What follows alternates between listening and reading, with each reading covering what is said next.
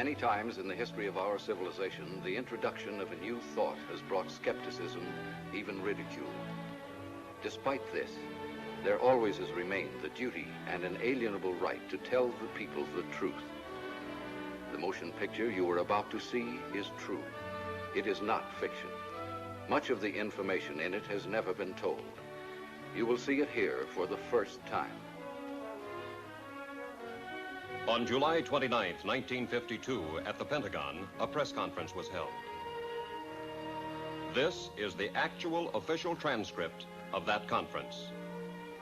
Among those participating were Major General Roger M. Ramey, Director of Operations, USAF; Colonel Donald L. Bauer, Technical Analysis Division, Air Technical Intelligence Center; and Captain Edward J. Ruppelt, Aerial Phenomenon Branch, Air Technical Intelligence Center. This is Major General John A. Samford, Director of Intelligence, United States Air Force, who conducted the conference. Why was the conference held? It all began with an incident which occurred in 1947. On the afternoon of June 24th of that year, Kenneth Arnold made the first report on flying saucers. On this day, Arnold took off from Chehalis, Washington, and flew toward the Rainier Plateau at an elevation between 9,000 and 10,000 feet. Over Mineral, Washington, he observed a formation of very bright objects to the north. He radioed ahead that they appeared to be close to the mountaintops and traveling at tremendous speed. When Arnold came in for a landing at Pendleton, airport personnel and the local press were waiting for him.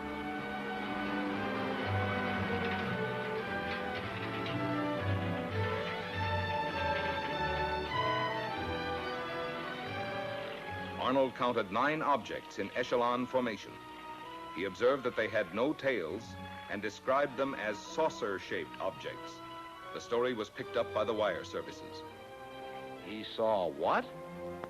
In the next 24 hours, virtually every newspaper in the country ran the story.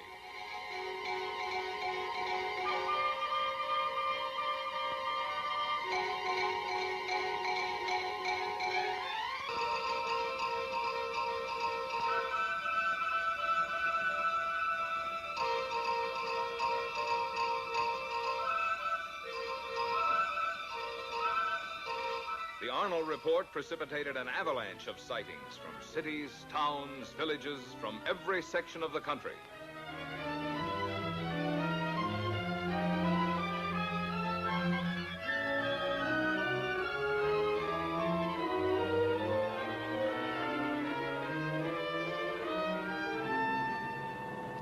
The commercial aspects of the saucer situation were not overlooked. Alert businessmen and manufacturers came up with all sorts of oddities. The practical joker moved in. Homemade saucers of all kinds and descriptions began to turn up promiscuously. Within a few months of the original saucer report, practically everyone in America was conscious of flying saucers. This man in the saucer, can you describe him? Well, sir, he was small and skinny. His head was pointed, came to a very sharp point. He had long green hair. His eyes were a sort of purplish red. He had large ears which were formed like an antenna. His teeth were perfect, but spread far apart. And I noticed, too, a jacket of some sort of spun glass and bright red metallic hues. You say this all took place in a few seconds. Mr. Nagelschmidt, can you tell me what color tie I'm wearing? I'm sorry, sir. I didn't notice. You mean to say you can remember everything about this man from the spaceship, his hair, the color of his eyes, the clothing he was wearing, and yet, after all this time, you can't tell me the color of my tie? But you didn't come out of a flying saucer.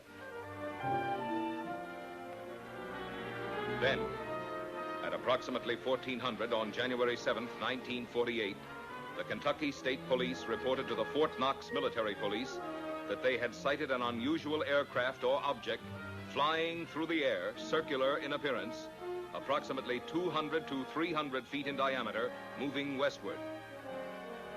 The Provost Marshal at Fort Knox called the commanding officer at Godman Air Force Base. call Flight Service at Wright Field. Determine if they have any experimental aircraft in our area. We have a report of an unidentified aircraft south of the field. It was about 13:15 when the tower controller in the Godman Tower received his instructions from the commanding officer. Right, Patterson? The PFC continued giving routine instructions to a light plane which was practicing takeoffs and landings. Flight Service. Captain Hopper, Flight Service. Flight Service is a clearinghouse. The positions of all military planes are carefully plotted so a minute-to-minute check may be made on their position, course, altitude, and speed. Flight Service to Godman Tower. We have no experimental aircraft in that area.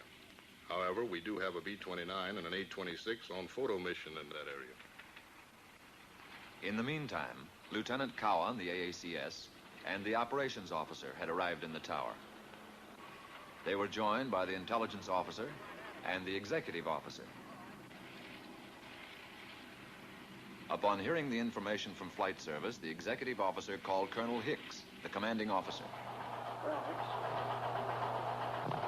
Hicks, can you come over to the field, please?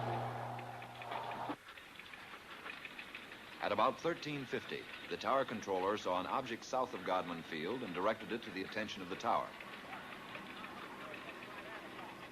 Lieutenant Cowan was the first of the group, after the tower controller, to locate it.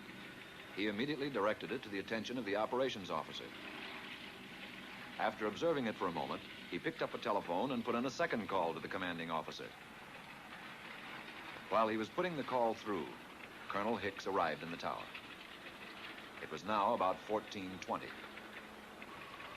About 14:30, a flight of 4 F-51s being ferried from Marietta, Georgia to Stanford Field, Kentucky, was sighted south of the base. The commanding officer issued an order to contact the flight leader. Channel B and find out who's leading the flight. Godman Tower to leader, Flight 451. Godman Tower to leader, Flight 451. Come in. Captain Mantell, Flight Leader F-51 to Godman Tower. Over. Stand by for further instructions. Vector the flight into the area of the unknown. Vector Mantell on a heading of 210 degrees. Godman Tower to Captain Mantell. Come in, over. Mantell to Godman Tower. Over. Godman Tower to Captain Mantell. Investigate an unidentified object in your area. Your new course, 210 degrees. 210 degrees. Mantell to Godman Tower. Changing heading to 210. Wilco, out.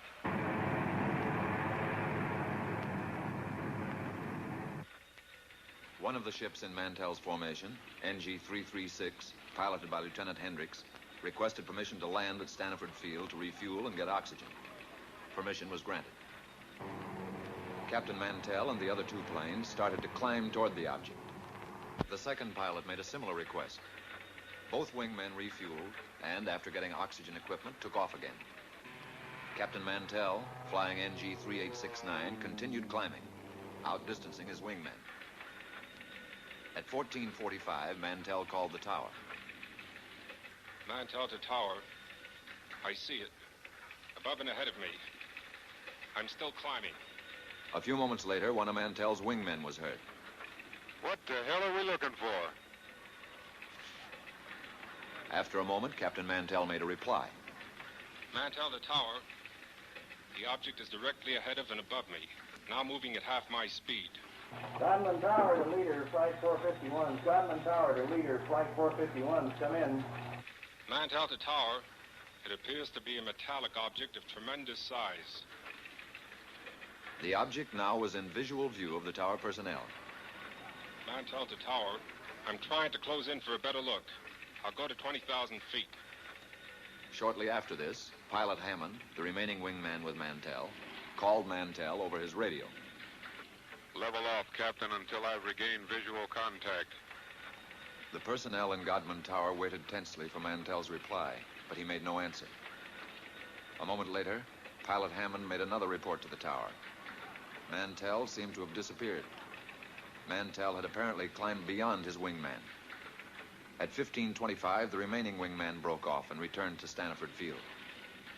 The object, which was in visual sight from the tower, as were the F-51s during the chase, disappeared at approximately 1550. The F-51s were first lost to view, and then the object went behind a cloud. Godwin Tower to Captain Mantell. Come in. Over. This is Godwin Tower to Captain Mantell. Come in. Over. At 1750, Staniford advised Godman Tower that Mantell had crashed 5 miles southwest of Franklin, Kentucky. The crash had occurred at approximately 1645. Captain Mantell was killed.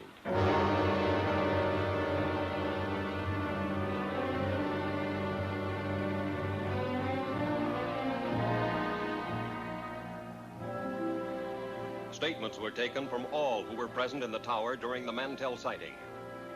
The tower controller stated, It looked silver or metallic. the intelligence officer, It appeared to be a bright silver object. the executive officer, It was circular in shape. the AACS, A small white object in the sky. the operations officer, It appeared round and white. the commanding officer. It could be seen plainly with the naked eye. The statements were typed up for the necessary signatures as the interrogation concluded. There was one point on which there was some disagreement. Not everyone who had been present in the tower had heard Mantell when he reported over the radio that he was moving in for a better look.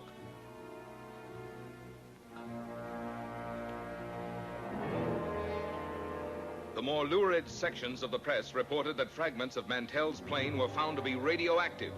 Some news sources reported that an autopsy revealed that Mantell had been killed by some kind of death ray unknown to our men of science. These reports were false. Because certain publications persisted in using a sensational approach in reporting sightings, there were increasing demands from the public for an explanation. However, the Air Force had already taken official cognizance of the flying discs. Headquarters, United States Air Forces, issued a directive for a detailed study of flying disc reports. This project received a secret classification and the code name of SIGN. Department of Air Force and Department of Army letters directed all respective subordinate units to report directly to Air Materiel Command all information concerning unidentified flying objects. And so Project SIGN was implemented. Trained investigators were dispatched to the exact scenes of the sightings. After thorough on-the-spot interrogations, the reports were sent on to ATIC for further analysis. Utah, Washington, Norway, Sweden, Denmark, South Korea, Ohio, New Jersey, Oregon, Philippine Island, Louisiana, Alabama, Tennessee, Kansas, Massachusetts. As an example of the credible type of sightings reported by reputable, trained observers was the report of Captain Willis Sperry. What is your full name, Captain? Captain Willis Sperry, How long with American Airlines? 17 years. What was the date of sighting? May the 29th, 1950. And the time of sighting? 9:30 in the evening. The origin of sighting? 60 miles southwest of Washington, D.C. And the destination? Nashville, Tennessee. What was the visibility? It was unlimited. What was your altitude? 7,500 feet. Who of the crew first saw the object? The co-pilot called it to my attention as I had turned to reach for a map. The object was flying head-on at us. It was 50 times the magnitude of the brightest star. I immediately made an abrupt turn to avoid collision. As I looked to my left, the object appeared to come to a stop. Can you describe the shape of the object? It appeared as a perfectly streamlined object without wings or tail section, as it was silhouetted against the full moon. At all times, it had a brilliant, shimmering blue light in the nose. It was traveling at fantastic speed, and although it had passed off our left wingtip, it circled us in a matter of seconds and appeared off our right wing. There again, it stopped, and we watched it for several seconds. When again it started, it reversed its direction. We watched it for several more seconds until it disappeared in the east out of sight. Have you ever seen any other similar object, Captain? Never before or since.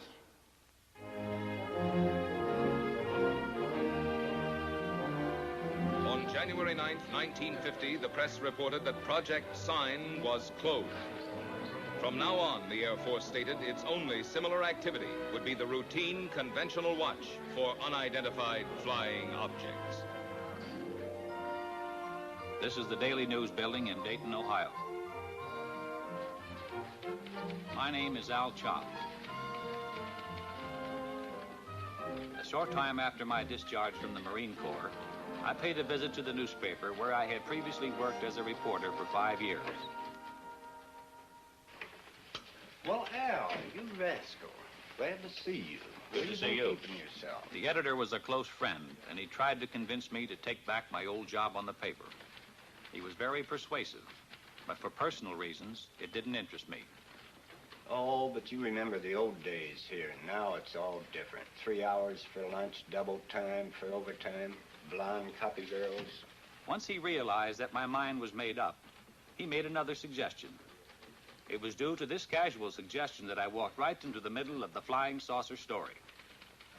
Ever since the Korean situation, there's a lot of activity out at Air Material Command.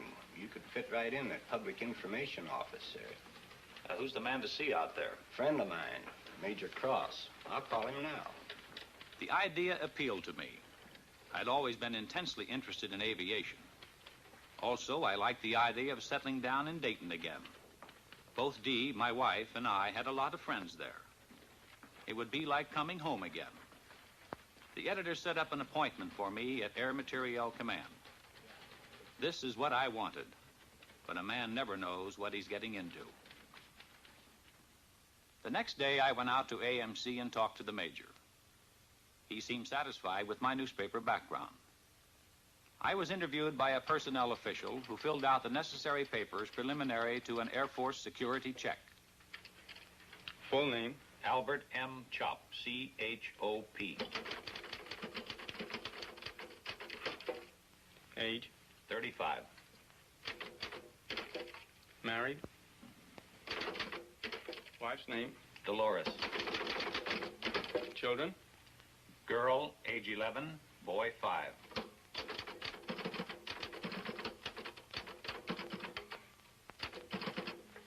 Take us to room D.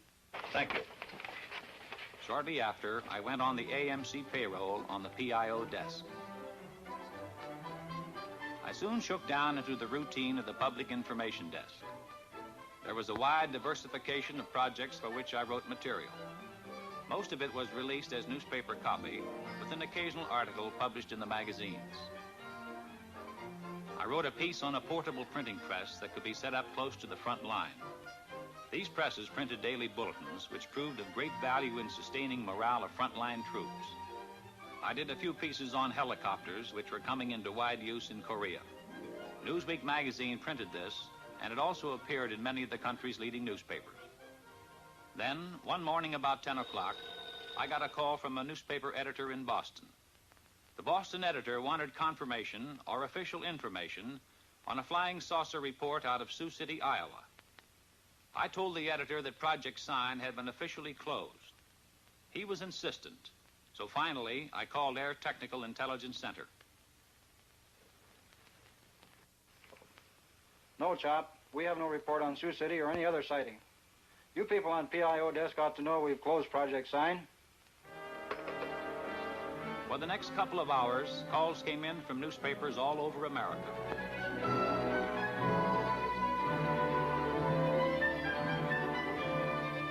Gradually, I was able to piece the story together. On the previous evening, a commercial airline DC-3 in Sioux City, Iowa, had requested clearance from the tower to take off. The tower held them up, informing the pilot that there was a light in the west that they thought might be a light plane. The tower stated that they were trying to contact it, but were unsuccessful. The tower was in contact with another light plane that was coming in for a landing. The DC-3, engines idling, stood by at the end of the runway until the light plane landed and taxied off the strip. The tower then gave the DC-3 pilot permission to take off.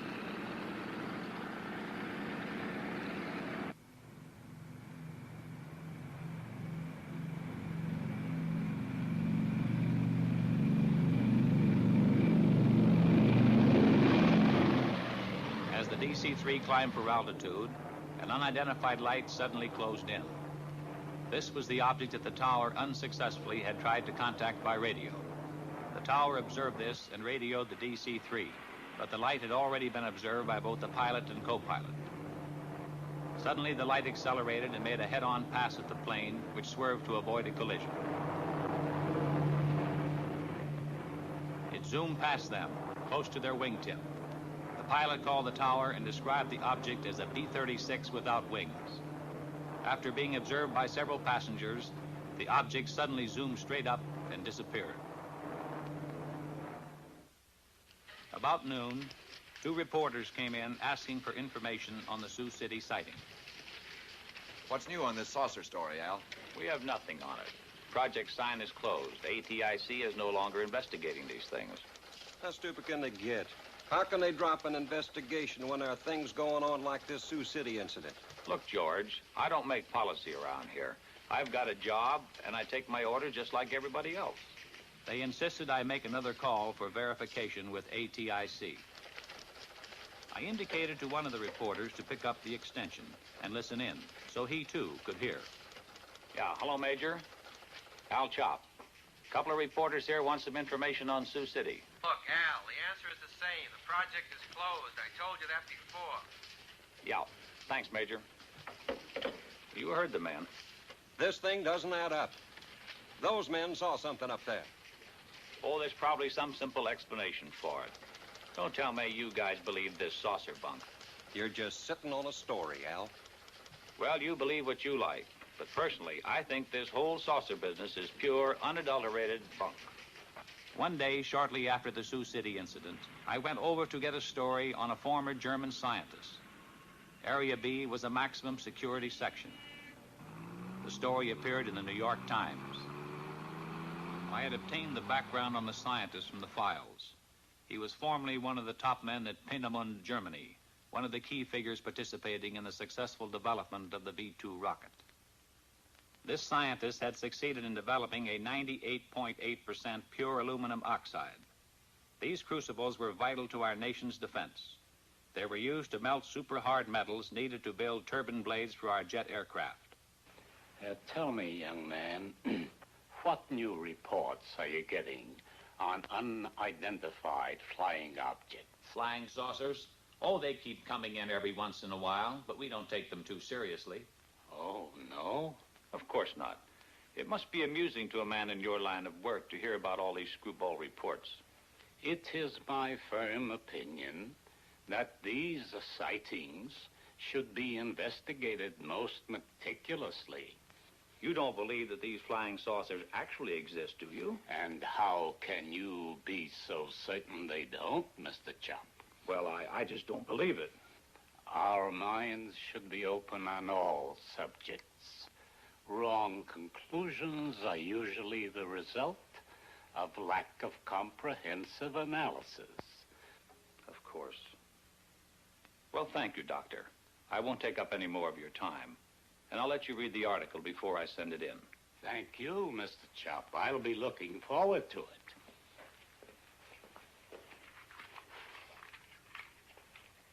Later that same day, I paid a visit to the Public Information Officer for Air Materiel Command. It was his job to know everything that was going on. I brought up my interview with the scientist. He's a top man, isn't he, Colonel? As good as they come. We got on the subject of saucers. He seemed to lend credence to their existence. At least he doesn't deny it. Well, he's not alone in that opinion. I don't understand, Colonel. If a crack scientist thinks they could exist, why not the Air Force? Al, I'm going to let you in on something. Somehow security was breached on the code name Sign. Every news agency knew that Project Sign meant saucers. On top of it, we were up to our bustle in screwball reports. Serious investigation was all fouled up. The serious investigation? Then the Air Force is still investigating these sightings? We switched the code name to Project Grudge, and the investigations continued. And what have they shown? Nothing conclusive as yet. Could these saucers be some kind of a secret weapon of ours? No. If they were, Air Materiel Command would be the first to know. How about a device from a foreign country? We know they're not. What is your opinion, Colonel? I don't have any opinion, Al. A short time later, I was promoted to chief of the press section. From then on, there wasn't a moment when I didn't have at least one reporter hounding me for information on saucer sightings. Got a question, Al. Boys down at the office would like an honest answer. Project sign is closed, right? That's right. Has the Air Force set up a new saucer investigation? No. Thanks, Al. That's all I want to know. Coming here right away, Al. Bring pencil and paper. Line 3. Colonel Goddard's on the phone. He's got a hot UFO report. I want you to listen in on it. Okay, Colonel, shoot. Colonel Goddard, chief of the Air Force Photo Reconnaissance Laboratories, reported that 3 of his men flying a B-29 were tracking a weather balloon over Georgia. Suddenly, an unidentified flying object appeared and flew alongside the balloon.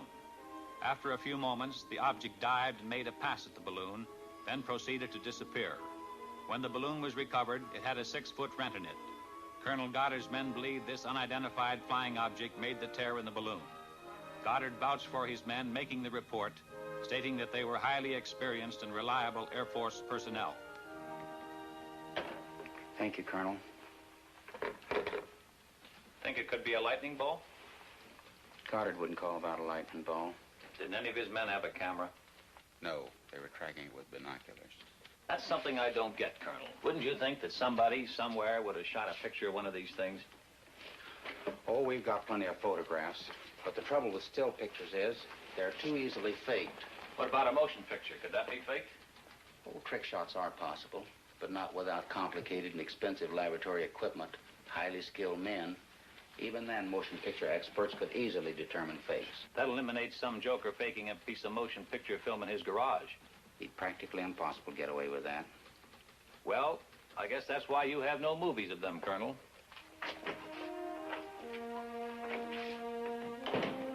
As chief of the press desk, my work hours, my meals, my sleep became increasingly disturbed and chaotic. I saw little of my wife and children. Chip, my son, was at this time making periodic visits to a doctor in Dayton. How's Chip? I feel more hopeful with the new specialist. You look tired. Since you've gotten this new job, the children don't know their own father anymore. Yeah, sometimes I wish I were back on the newspaper. I was talking with Mrs. Collins today. She tells me her husband's cousin works with a man who swears he saw a flying saucer. I thought I told you that term was taboo in this house. Do you really think they might be from Mars or someplace? Look, honey, don't you get like the rest of those screwballs that I have in my hair all day. Every time some kid flies a kite, 50 different people see spaceships. Come on, let's get to bed. A few days later, the Colonel and I were talking over routine press releases on a new type transport plane, when suddenly the Colonel veered off at a tangent. By the way, there's a magazine fellow coming out here from New York to do a story. I want you to set up appointments with the people he'll want to see. Right. What magazine is he representing? Life. What are they after? He's going to write a piece about unidentified flying objects. Are you serious? Life was given clearance by the Air Force Commanding General. How come? When the General Staff makes a plan, they have the whole picture in view. We here at Dayton see only a smaller section. Pentagon has its reasons. Very good ones, most likely. When the Life story breaks, we're going to have to fight our way in here through a milling mob of inquisitive reporters. No, Al, you won't. You won't be here. Colonel Searles in the Pentagon has requested you by name. He wants you to join his staff in Washington. Colonel, it's been swell working with you. But under the circumstances, I'll be delighted to get out of here.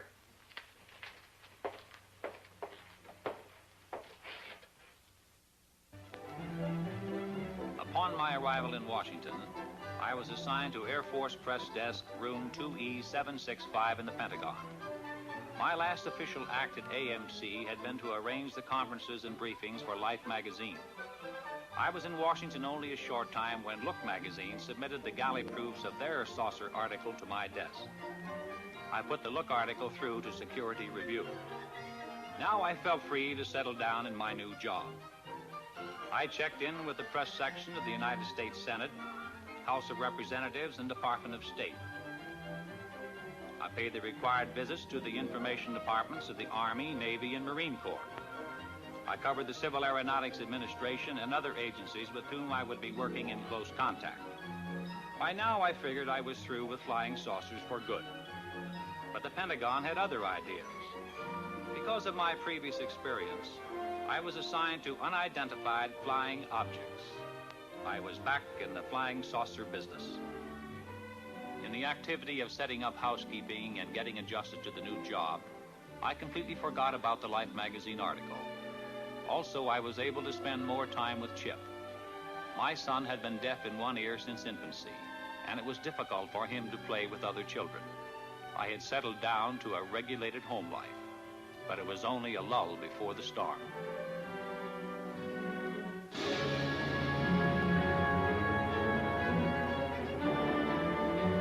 On April 7th, 1952, Life hit the newsstands with the saucer story. The question, if anyone ever had any doubt about it, was forcefully answered.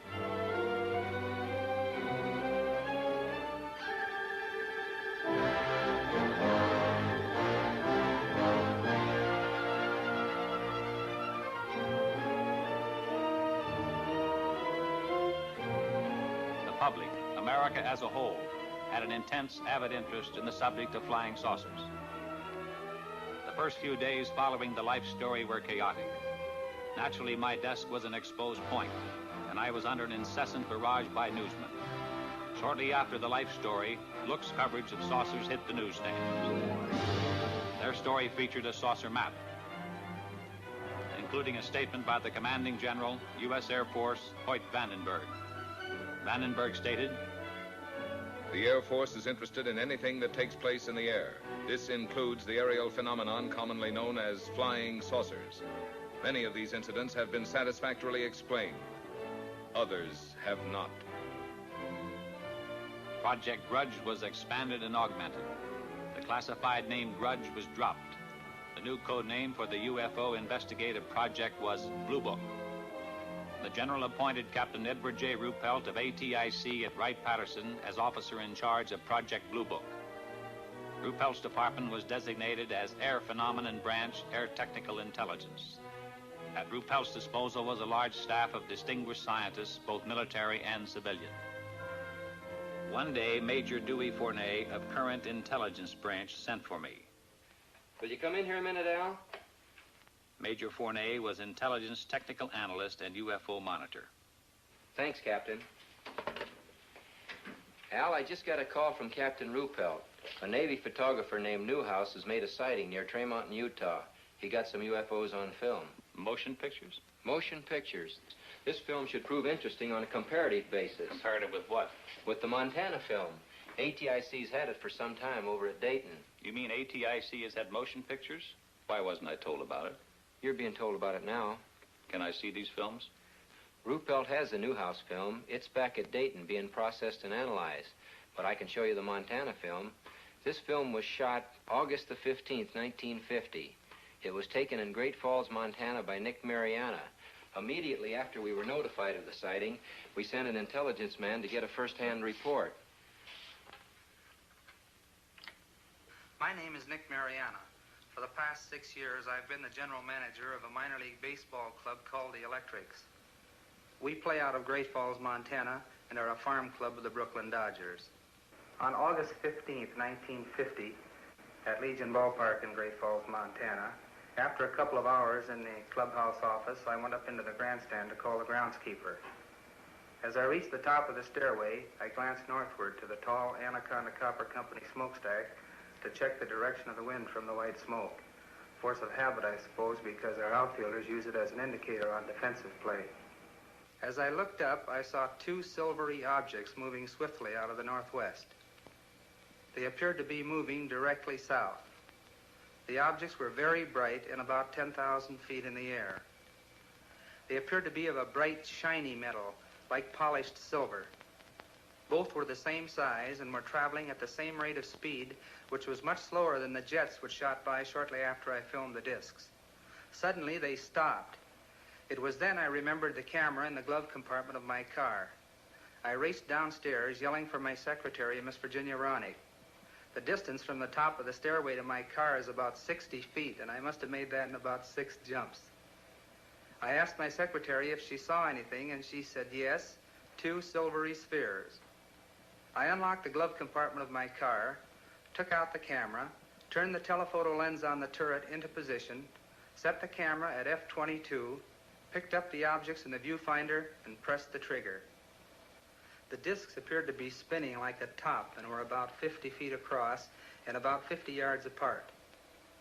I could not see any exhaust, wings, or any kind of fuselage. There was no cabin, no odor, no sound, except I thought I heard a whooshing sound when I first saw them. As the film clicked through the camera, I could see the objects moving southeast behind the General Mills grain building and the black water tank directly south of the ballpark. I filmed the objects until they disappeared into the blue sky behind the water tank. There's only a few feet of film. It'll be over practically before your eyes are focused on it. Now remember, there's only a few feet of film, so watch closely. I still had my doubts, but I must admit I felt an excitement about seeing actual motion pictures of unidentified flying objects for the first time. Ready? Ready.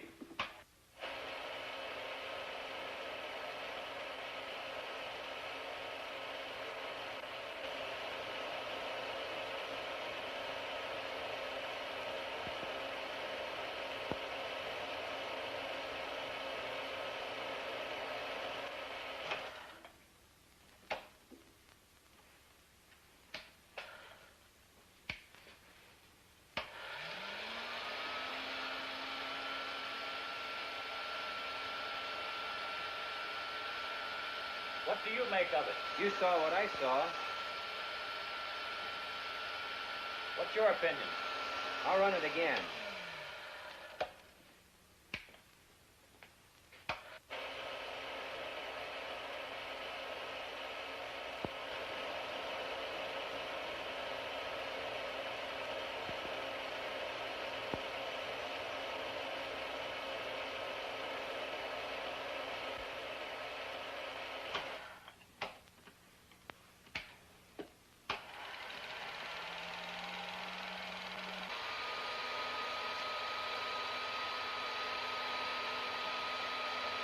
Do you have a transcript on Mariana? It's at Dayton. Good. Colonel Searles wants me to go to Dayton. That is, if you'll give me clearance. I'll have you cleared. It's a good idea for you to get acquainted with the history of UFOs. When you get to Dayton, you'll meet Captain Ruppelt. The 3 of us are going to be working closely from here on. Ruppelt will give you a complete briefing on Blue Book. What's the story on him? Ruppelt's an aeronautical engineer. He knows about things that fly. An excellent man to head up Project Blue Book. Okay. Once again, what's your opinion of this film? As far as I'm concerned, I'll have to classify them as unknowns. I'll run the film again, this time in slow motion.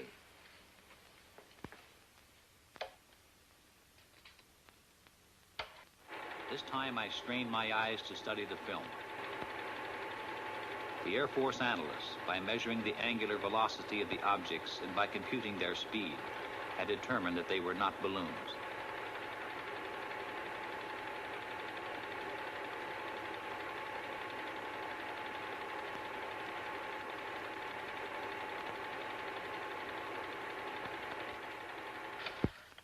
Well?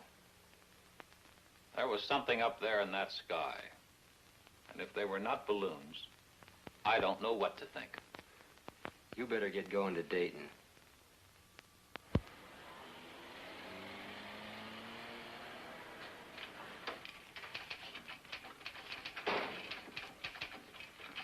Yes, sir. May I help you? I'll chop to see Captain Ruppelt. Captain's right over there, sir. Thanks. Captain Ruppelt, I'm Al Chop. Have a seat, sir. Major Fernet lured me you're arriving. You got the green light here. Where would you like to start? As a springboard, I suggested that he brief me on the general outline of how the organization handled reports on UFOs. Ruppelt began to fill me in on the baffling saucer problem, including a breakdown on the reported sightings supplemented by graphs. There were literally hundreds of cases where Air Defense Command pilots had attempted to intercept UFOs. There were sightings where UFOs had been tracked by ground radar, airborne radar, ground observation, and combinations of all these elements. I accompanied intelligence officers on investigations. I witnessed the difficulty in breaking down and gaining the confidence of those who were reluctant to talk about their experiences for fear of personal ridicule and embarrassment. Others were cooperative. I observed the technique of thorough interrogation used by Blue Book's analysis and investigative staff. In almost every case, I heard the same words used to describe the sighting. These words were lights and metallic objects. There were reports by reliable, competent observers, including high-ranking Air Force and Navy flyers, civil engineers, and scientists.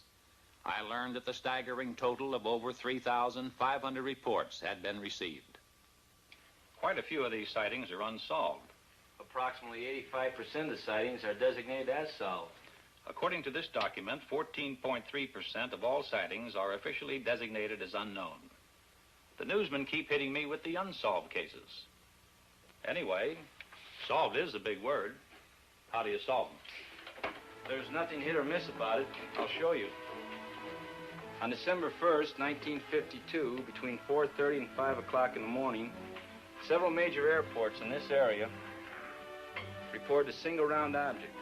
It was flashing, first white, then white-orange, then amber. It was observed northwest of this central point at an angle of 15 degrees above the horizon. Remember that 15 degrees. It's important.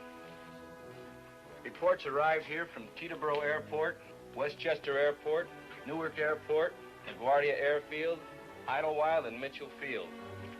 This flashing sphere of light was also observed by an Eastern Airline pilot who radioed in his report. Various observers at all these airports watched the object through high-power binoculars.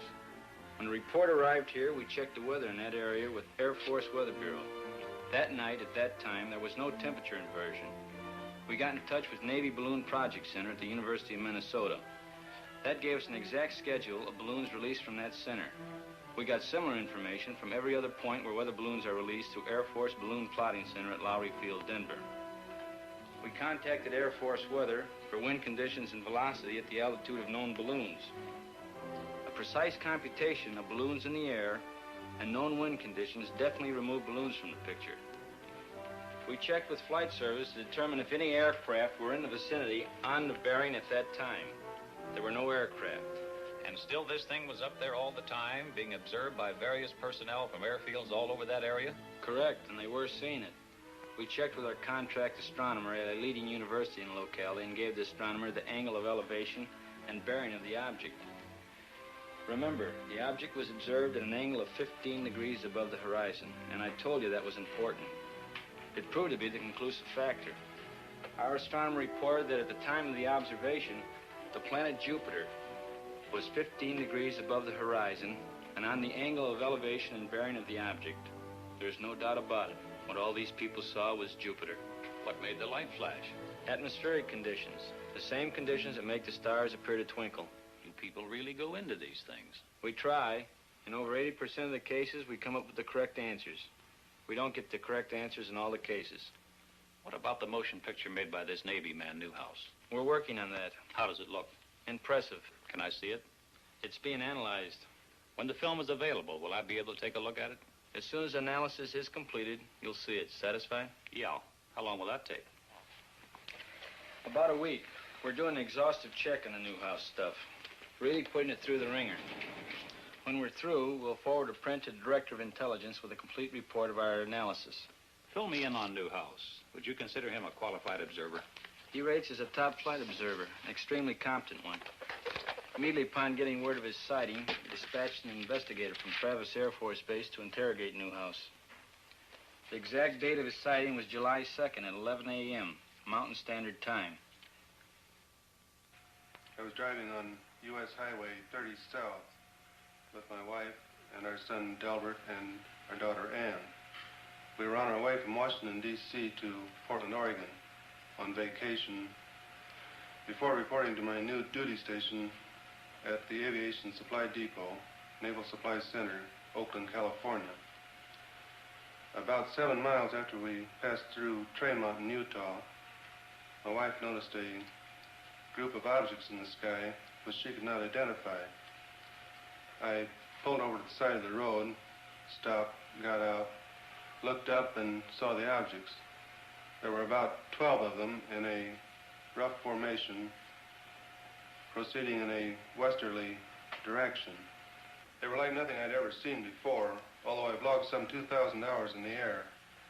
They were identical in appearance. How would you describe these objects? Like two saucers, one inverted over the other. I had no means of judging the altitude. It appeared to me to be about the size of B-29s at 10,000 feet. Did you photograph them immediately? I watched the objects for a few moments before getting my camera out of the suitcase. Then I lost more time getting film out of the second suitcase and loading the camera. When I first saw the objects, they were almost overhead. By the time I had the camera ready to go, they had moved to a considerably greater distance. What kind of a camera did you use? A 16mm Bell & Howell, Filmo Auto Loadmaster with the 3-lens turret. I selected a 3-inch lens and set it on f8 and focused at infinity. Did you think of using slow motion? No, the camera was set on 16 frames per second, and in the excitement of the moment, I didn't think to shoot at a greater rate, although that would have improved the coverage. I centered the viewfinder on the objects and made the first shot. Then I decided that if the sky were darker, the objects would show better. So I stopped the lens down to f16 and continued photographing.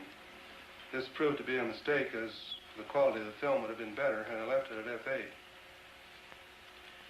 Did these objects remain together in a group at all times? No. Toward the end, one object reversed its course and proceeded away from the rest of the group. I held the camera still and allowed this single object to pass through the field of view, picking it up again later in its course. Did this single object return to the rest of the group? No. I allowed it to pass through the field of view of the camera 2 or 3 times, and then it disappeared. In what direction? Over the eastern horizon. What did you do then? I turned, swinging the camera just in time to see the rest of the group disappear over the western horizon. What was the weather? The weather was bright and cloudless. Visibility good? The visibility was excellent. How does this film you shot compare with what you saw with your naked eye? You have studied the film. Yes, I've studied it. I'm very disappointed.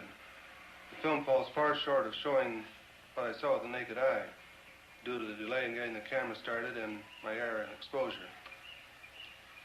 If I'd had this camera in the seat beside me, loaded and ready to go, there'd be no need for questions. The Air Force would have the answer. What is your full name, please? Delbert Clement Newhouse. And you are on active duty with the Navy? Yes, sir, I am. What is your official Navy rank? My title is Chief Photographer. I'm a commissioned warrant officer, United States Navy. How long have you been in the service? 21 years. Now, is there anything you can add to the description of these objects? They had a bright silvery color. Can you describe some particular detail? They had a metallic appearance. They seemed to be made of some kind of polished metal. The Newhouse film, as I told you, is presently under analysis. Sergeant, would you get me the Fargo case? The Fargo sighting was October 1st, 1948. A National Guard lieutenant, thank you, a National Guard lieutenant was about to land his F-51 at Fargo Airport.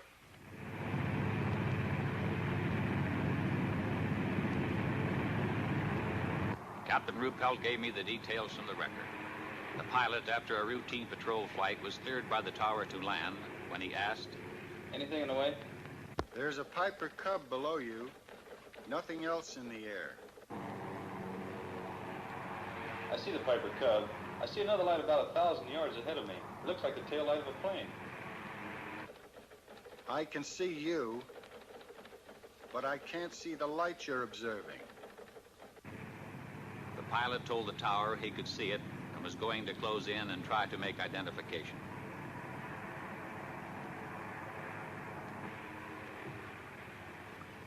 I can see it clearly now. A small white light. It keeps blinking on and off.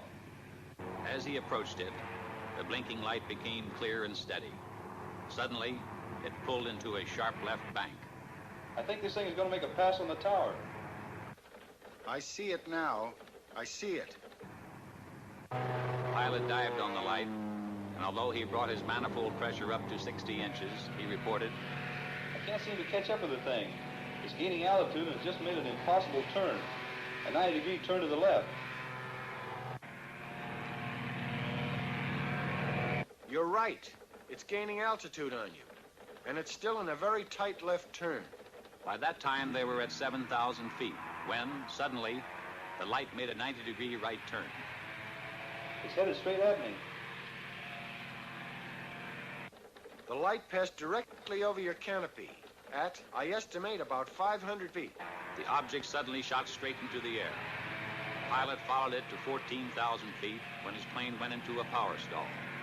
The object disappeared. The chase had lasted approximately 27 minutes. The officer in the tower was the airport traffic controller. The lieutenant was an instructor for the French during the Second World War. He said he was sure there was an intelligence behind the movements of the lights. He stated, too, that no earthborn pilot could have withstood the G-factor inherent in the object's turns and speed without blacking out. Was there radar at the field? No, there wasn't. Too bad. Radar would have made it airtight. Not necessarily. I thought a radar return was indisputable evidence. No, it isn't. Are you a radar expert? No, I'm not, but I have one on tap. Give me extension 361. We have a team of 3 radar analysts here in Air Phenomenon Branch. I want to talk to Wynn Swanson. All radar reports received here pass through this radar analysis division. Swanson? I have a man here from the Pentagon. He's cleared. Wants to know about radar. Okay. The field's socked in solid with fog, but he'll take you over to GCA.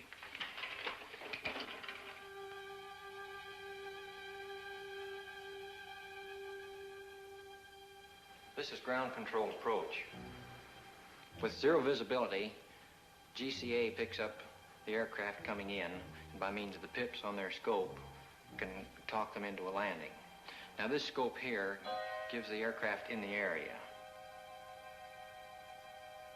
This scope here tells you whether you're to the right or the left of the landing strip, and that one there tells you whether you're too high or too low.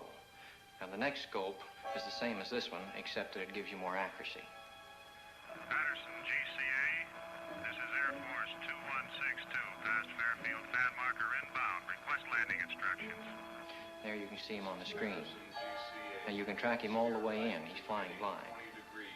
Steer right to heading 20 degrees and begin descent to 1,500 feet.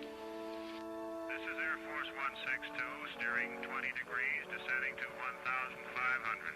Over. Air Force 162, the weather at Patterson Field is 100 feet ragged ceiling. Visibility 1/2 mile. Light rain. Wind southwest 6. Altimeter 998. If you can see it on radar, there can be no question about misinterpretation. In this case, no. These are good, solid blips. This is Air Force 162. Roger on the weather and runway. Over. Air Force 162, steer left to heading 35, turning downwind leg. Range 8 miles south. Over. This is Air Force 162, steering 35. Over. Sometimes a temperature inversion will cause trouble. Ionized clouds or equipment malfunction will cause false blips. Can you tell a false blip from one made by aircraft? Yes, any experienced operator can tell in a minute or so. Air Force 162, steer left to heading 215. This will put you on final approach. This is Air Force 162. Roger. Steering 215. Over. Air Force 162, this is your final director. How do you read me? Over. This is Air Force 162. You are loud and clear. Over. Air Force 162, roger. Your range is 7 miles. Slow aircraft to descending speed. Make final flap setting. Maintain altitude of 1,200. Heading 215. Do not acknowledge any further transmission unless unable to comply. If you do not hear GCA for any 5-second interval, climb to 1,000 feet on a heading of 125 and contact approach control. Steer right to heading 210, range 5 miles. You are now approaching glide path. Start normal rate of descent at 600 feet per minute. Entry to glide path good. Steer left to heading 212. Range 4 miles. Go above glide path 10, 15, 25 feet high. Increase your rate of descent slightly. Heading 212. Holding you on the center line. Holding 2 feet high on glide path. Check that descent. Steer right to heading of 213. Range now 3 miles. Holding glide path very well. Go below glide path 10, 20, 30 feet. Level off slightly. Steer right to heading 214. Coming back nicely to glide path. 25, 20, 15 feet low. Heading 214 had you lined up with the center line. Range 2 miles. Holding 15 feet low on glide path. Bring it up slightly. 10, 5. Now on glide path. Range 1.5 miles. Heading 214 on glide path. Steer left to heading 213 over the end of runway on center line. On glide path as you approach point of touchdown. Touchdown in 3 seconds. If you cannot see the runway, pull up and climb to 1,000 feet, heading 125.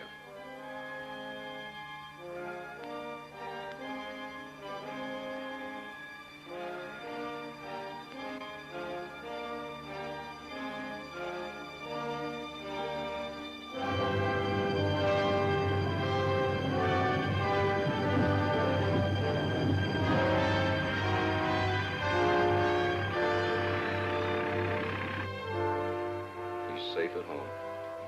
Well, that's it. Coffee? Yes. What exactly is your job here, Swanson? I'm one of a group of 3 radar specialists employed by the Air Force. Reports of radar contacts of unidentified objects are sent in to us from all over the world for analysis. How long have you been in Air Force intelligence? 2 years. Ever come across any cases you couldn't solve? We have unsolved cases, yes. Cases where good solid blips appeared and no known objects in the area. Then, too, we have cases of fantastic speed. Exactly what do you mean by fantastic speed? I mean speeds greater than any achieved by man. How much greater? Thousands of miles per hour. Thousands of miles. What's your idea of what they are? All I can say is unknown. You must remember that I've been restricted to only radar contacts. I have no experience with visual contacts. What do you think about the chances of these objects having intelligence behind their control? All I can say is I have an open mind. What do you think about the theory of interplanetary source? I have an open mind, period. I spent a full week in Dayton. I had hoped to see the Newhouse film before returning to Washington, but it was still under analysis by the Wright Field Photo Lab. When the analysis was completed, the film was taken by an Air Force courier and hand-carried to Washington to be viewed by the Director General of Air Force Intelligence. It is. All set, Major? Yes, sir. Air Technical Intelligence has reported that this film could not be produced under simulated conditions. Let's go. There'll be several feet of blank film before the pictures come on.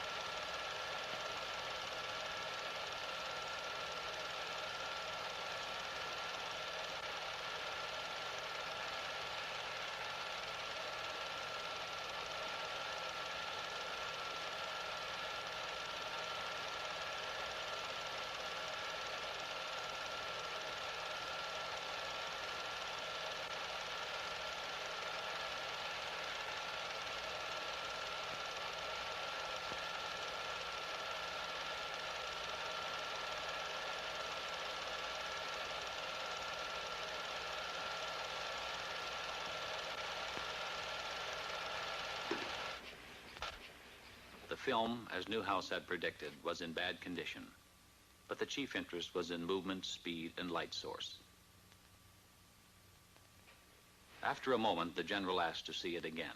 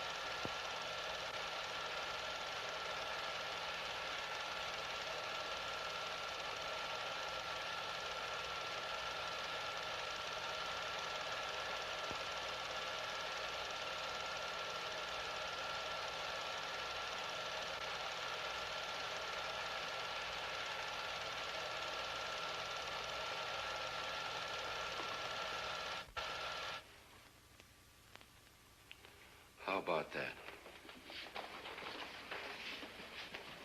Those were the only words spoken in the room. How about that?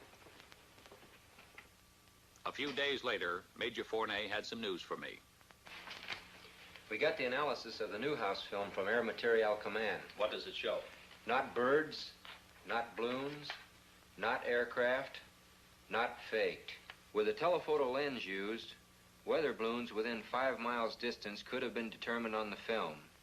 At a greater distance than 5 miles, they could not attain the speeds calculated. Within a 5-mile range, an aircraft of 40-foot wingspan could have been clearly determined. In excess of 5 miles, the speeds of the objects are greater than aircraft could achieve, except in a straight-line speed run. No bird is sufficiently reflective as to cause the film to react as strongly as it is done. If they're not birds, not balloons, or aircraft, and the film isn't faked, what can these things be? The official conclusion is unknowns. The Newhouse film was only the overture. A few minutes before 1 a.m., July 20th, 1952, the curtain on the first act of the Washington drama went up. The unknowns moved in for the first time over the national capital. I had always regarded myself as a man with an intuitive nose for news.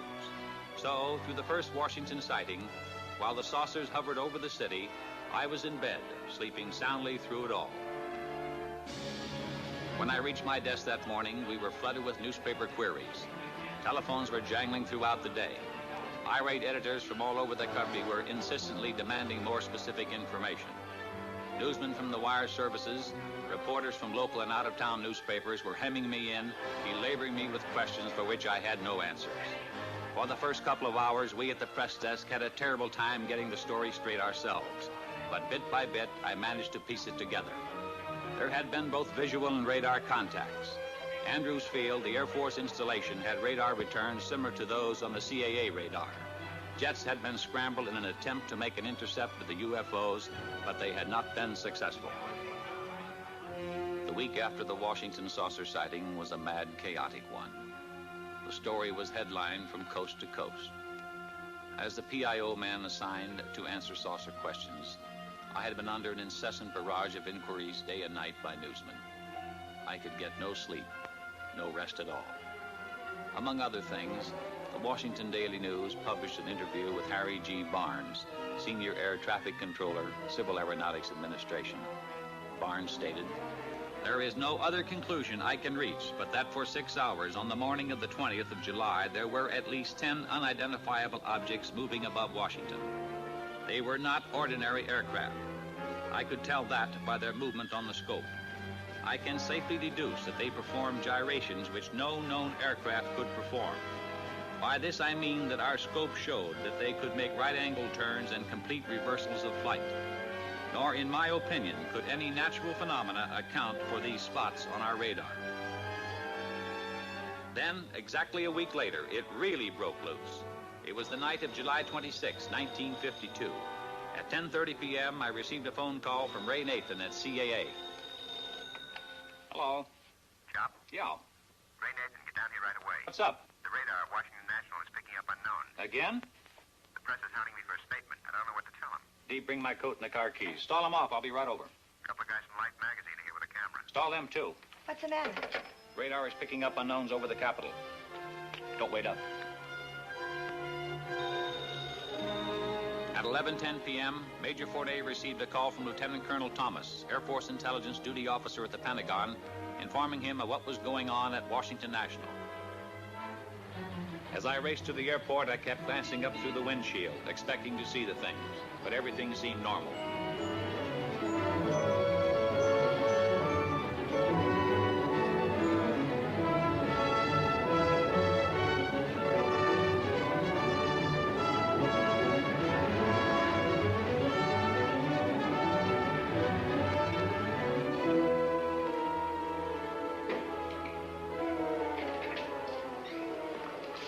Am I glad to see you? They tell us we need your okay to get into the radar room. You can't get in, boys. I'm sorry. We want some pictures of that scope, Al. You can't photograph the scope. Why not? It's under security measures, classified wavelength, classified code names. Here we are in the biggest story in history, and you're keeping us out. Sorry, but that's the way it's got to be. Then we're going over your head, Al. Colonel Dick Searles. You can reach him at Metropolitan 89898.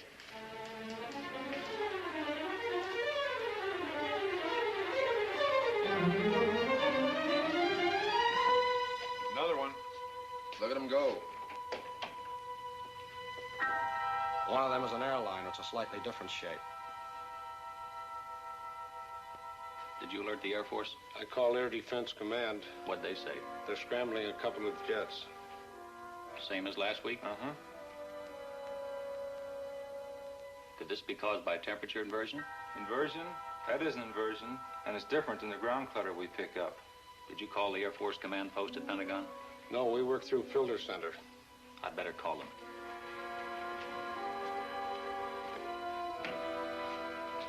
Get me the Pentagon Air Force Command Post. This is Al Chop. I'm at Washington National. Have you heard about the unknowns here tonight? We've been alerted. There's a blue flight on the way there right now. Okay. Washington Control to Flight 639, come in. Flight 639 to Washington Control, over. Washington Control to Flight 639, you're approaching traffic on your left. Can you see it? Over. Andrews Tower to Washington Control. We show an unknown just to the left of Flight 639. Flight 639 to Washington Control. We can see that traffic on our left, over. Washington Control to Flight 639, what does the traffic look like? Over. Flight 639 to Washington Control. It's a light, a blue-green light, over. Washington Control to Flight 639, can you make out what type of craft it is? Over. Flight 639 to Washington Control, no. We can just see a light, a blue-green light, over. Washington Control to Flight 639, roger, out. This is Bluebird 1 to Washington Control. Come in. The jets are coming on now. Washington Control to Bluebird 1, change course to 225 degrees. Bluebird 2, hold your course. Over. Bluebird 1 to Washington Control. Wilco, out. Bluebird 2 to Washington Control. Wilco, out. They're gone.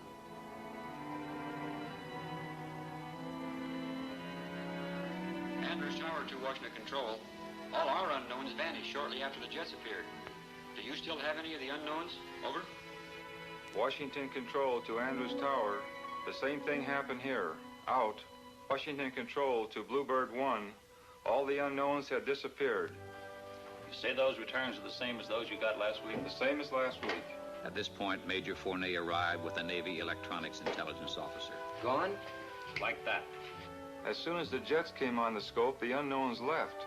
Bluebird 1 to Washington Control. We're going back to the base and refuel. Can't see anything around up here. Visibility is good. Over. Washington Control to Bluebird 1, roger, out. Were they good returns? Good returns. Has the set been checked for malfunctions? The radar equipment is in perfect operating order. They're back. Andrews Tower to Washington Control. They're back. Just as the jets left our scope. They dropped back in again out of nowhere. You got them? Over. Those blips are solid. They're good and solid. Washington Control to Andrews Tower. Same thing happened here. Get me the Pentagon command post. They're all over the scope. 2 in the northeast quadrant, 4 in southeast quadrant, 3 in southwest quadrant, 3 in northwest quadrant. Over. This is Major Fournet calling from Washington Control. Radar is picking up 14 unknowns again. The chief controller tells me the unknowns disappeared from the scope as soon as the jets came in and were picked up again when the jets left. The Navy Electronics Intelligence Officer confirms that the unknown blips are good and solid. I recommend a couple of more jets be sent up immediately to investigate. Yes, sir. Andrews Tower to Washington Control. That's the way we had them. One just moved from the northwest quadrant into the southeast quadrant. It stopped over the White House. They're scrambling a couple of more jets. Washington Control to Andrews Tower. Roger on the change. Now it's moving back. Do you get it? Over. It's back in the northwest quadrant. Over. Washington Control to Andrews Tower. Roger. We've got a scramble out. What are those? Slight temperature inversion. You can see the difference in the returns. One strong, the other weak. These unknowns are solid objects. Red Dog 1 to Washington Control. We're approaching the area. Over. Washington Control to Red Dog 2. Change course to 265 degrees. Washington Control to Red Dog 1. Change course to 114 degrees. Over. Red Dog 1 to Washington Control. Wilco, out. About 4:30 a.m., Major Fournet received a long-distance telephone call from Robert Gina of Life magazine. He wanted permission for his people to interview the pilots of the first scramble at Newcastle. Major Fournet decided that under the circumstances, it would be wise for him to take the call. Washington Control to Red Dog 1. Change course to 315 degrees. Over. Red Dog 1 to Washington Control. Wilco, out. Washington Control to Red Dog 1. Come in. Red Dog 1 to Washington Control. Over. Andrews Tower to Washington Control. Our scope shows Red Dog 1 is right in the middle of the unknowns. Washington Control to Red Dog 1. Can you see anything on either side or to the front of you? Over. Red Dog 1 to Washington Control. Can't see anything. Wait a minute.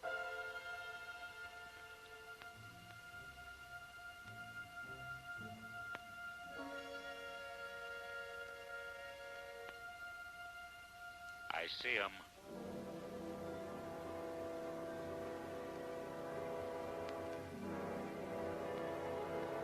Yeah, I see him.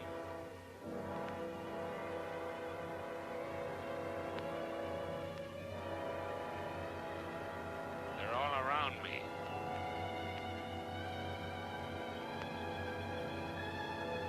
They're moving in on me.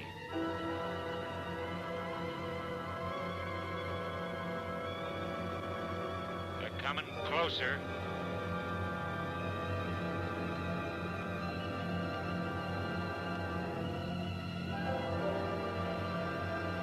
They're coming closer. They're coming right at me.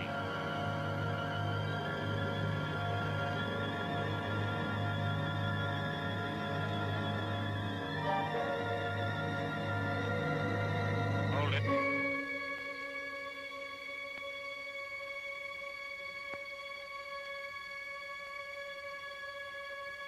They're moving off. I'm at maximum speed. They're going away.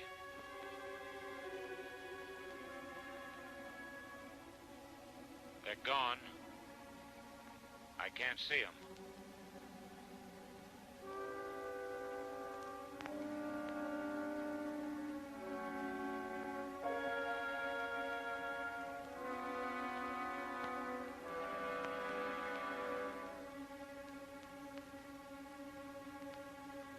Red Dog 1 to Washington Control.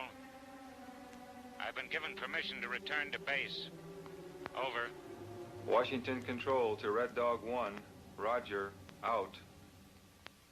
At 6 a.m. that same morning, I called Lieutenant William Patterson, the pilot of Red Dog 1, who had made visual contact with the unknowns.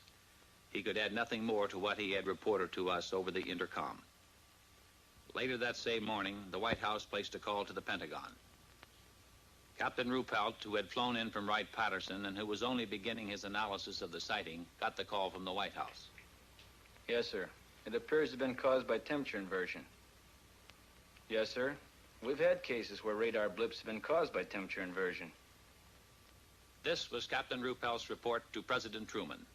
But Captain Ruppelt had not been present at the Washington sighting. It wasn't until later that he learned there had been both visual and radar contact with the unknowns on that night.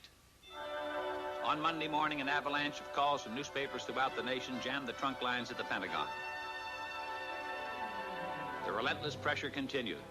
We admitted radar contacts from the 3 surrounding airfields. When did the saucers first appear? 9 p.m. How long were they under observation? 6 hours. How many were there? 14. Could the pilot see any details? No.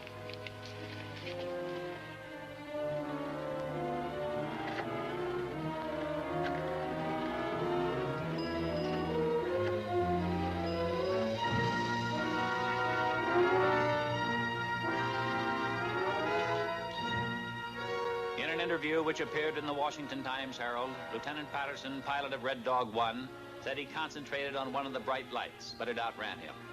I tried to make contact with the bogies below 1,000 feet, Patterson said. I saw several bright lights. I chased a single bright light. I was at my maximum speed. I ceased chasing it because I saw no chance of overtaking it. Under the insistent demands from the nation's press and the accumulating pressure of the public, the Chief of Staff set up a press conference at the Pentagon. I was present when General Sanford spoke for the newsreel cameras.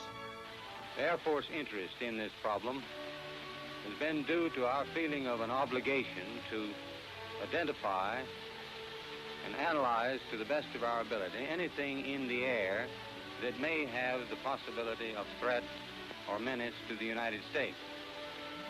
In pursuit of this obligation, since 1947, we have received and analyzed between 1,000 and 2,000 reports that have come to us from all kinds of sources.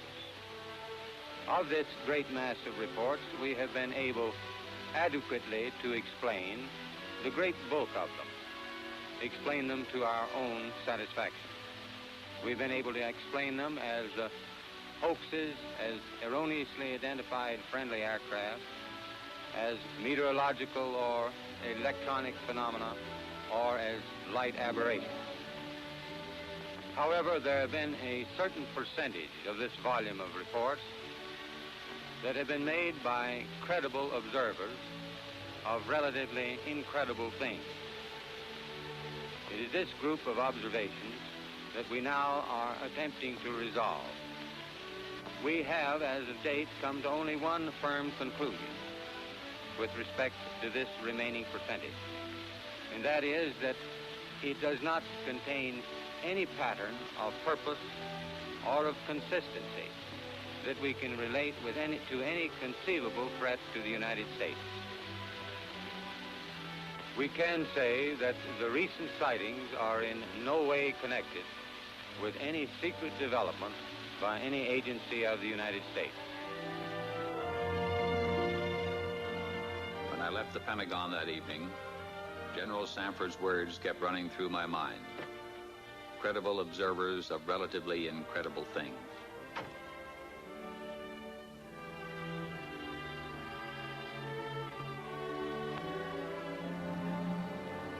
The theories of the skeptics could not stand up to the actual experiences of high-ranking military personnel, radar experts, airline pilots, and other responsible witnesses referred to by General Sanford as credible observers.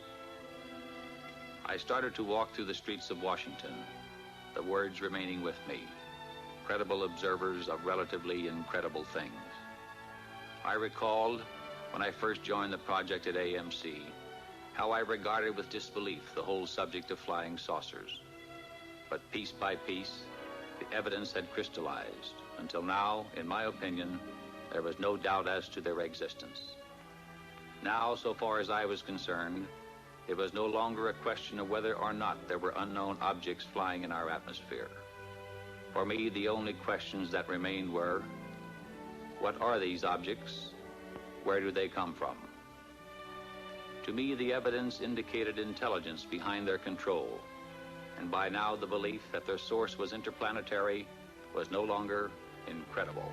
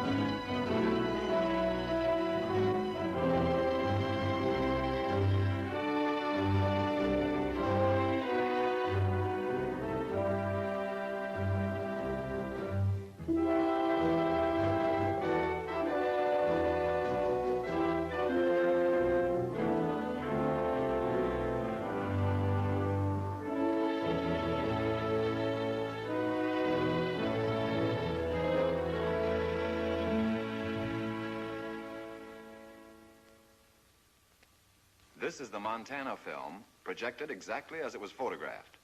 The objects are moving against a 25 to 28 mile-an-hour wind. This is the film in double frame or slow motion. A slight bounce in the movement of the objects as well as the tower is perceptible. This is due to the handheld camera. The film, analyzed frame by frame, shows the movement of the objects to be horizontal and steady. We will now vary the action and size of the objects and also stop the action from time to time for your study. We have just made a jump cut in the film to an enlarged size and reversed the action.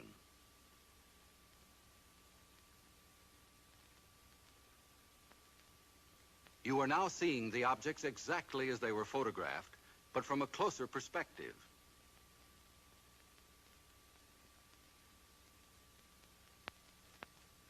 Analysis reveals that the objects are not balloons, nor any kind of known aircraft. The images are very different from those produced by any kind of birds at any distance. The shape, brightness, speed, rectilinear path, steady motion, and separation rule out various forms of optical atmospheric mirages or cloud reflections. Comprehensive analysis has eliminated meteors and other known natural phenomena. The possibility of airplane reflection has been carefully studied and ruled out. This is the Utah film as it was originally photographed. The image structure and maneuvers definitely eliminate any kind of known aircraft. This is where Chief Photographer Newhouse, in his excitement, changed exposure. He believed that by changing density and giving the film more contrast, he could clarify the objects. The single object that reversed its course. The bounce is due to handheld camera. Now we study the action of one section of the film. We stop the action. We move in.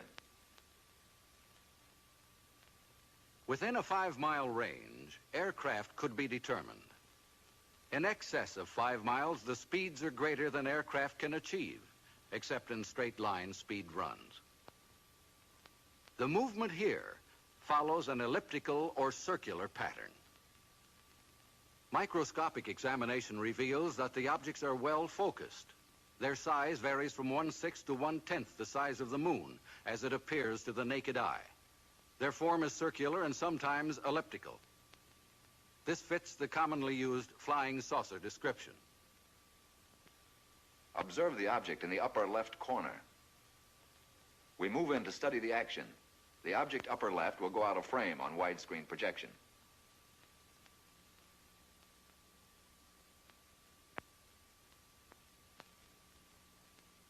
Observe the motion of the two objects upper right as we rock them back and forth.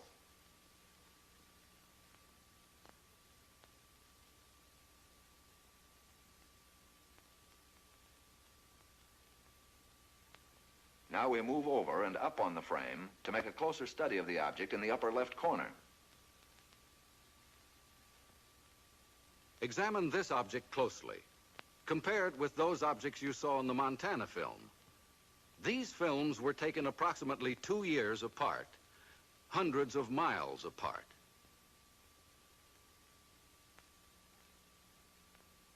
We drop back to the original perspective and resume. Now the section of the film where photographer Newhouse changed exposure. Weather conditions, together with the persistence and motion of the formations, eliminate the possibility of atmospheric mirages. Photogrammetric experiments have shown that the images cannot be associated with any kind of birds at any distance. Stop. Now forward again.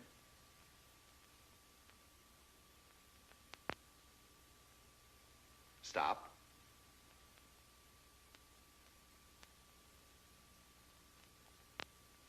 We drop back to original perspective.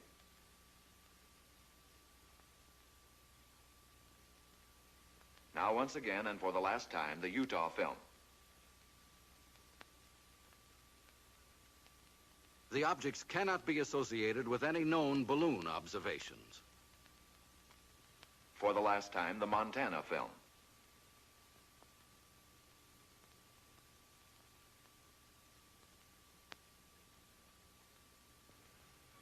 The motion picture you have just seen is authentic.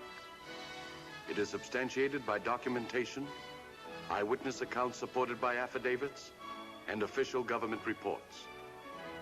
The evidence has been presented to you with integrity and objectivity to establish the fact that unidentified flying objects, commonly known as flying saucers, do exist. Some kind of flying objects have been photographed in the sky. If they cannot be identified as objects known to man, what are they? If they are not man-made, who made them? If they are not from this planet, where are they from?